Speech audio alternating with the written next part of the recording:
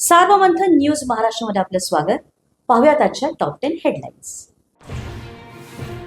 हातकणंगले कुंभोज रस्त्यावर अपघात. दुधगाव येथील युवक जागीच ठार. नेज हद्दीतील लक्ष्मी मंदिराजवळील वळणावर झाला अपघात.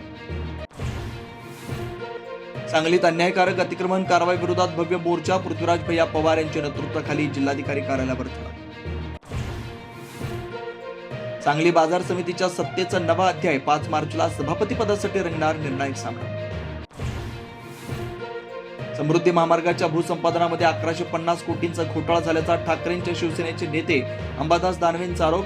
खासदार संदीपान भुमरे यांच्या ड्रायव्हरच्या नावे व्यवहार. दानवेंच्या आरोपांमुळे खळबळ. धान उत्पादकांच्या बोनसवरून सुधीर मुनगंटीवार कमालीचे आक्रमक. सरकारला धरलं धारेवर. मंत्री महोदय अभ्यास न करता उत्तर देत असल्याचा हल्ला. विदर्भ आणि मराठवाड्यामध्ये अवकाळी पावसाचे 2 बळी. लातूर, नांदेड, बीड, धाराशिवमध्ये फळबागा, आंबा, ज्वारी, गहू, हरभरा पिकांचं मोठं नुकसान. मुख्यमंत्र्यांसोबत चर्चा करून पंचनाम्याचे आदेश देऊ. बावनकुळेंचं स्पष्टीकरण.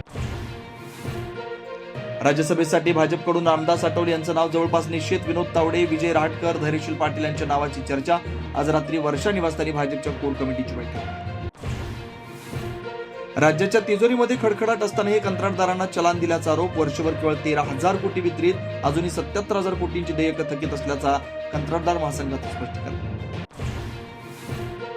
बनावट जन्मदाखला प्रकरणाचा पाठपुरावा करण्यासाठी किरीट सोमय्या यांनी घेतली मालेगाव अप्पर जिल्हाधिकारी आणि अप्पर अधीक्षकांची भेट. तर मालेगाव महानगरपालिकेच्या प्रवेशद्वारावरती महापौर आणि उपमहापौरांचं आंदोलन.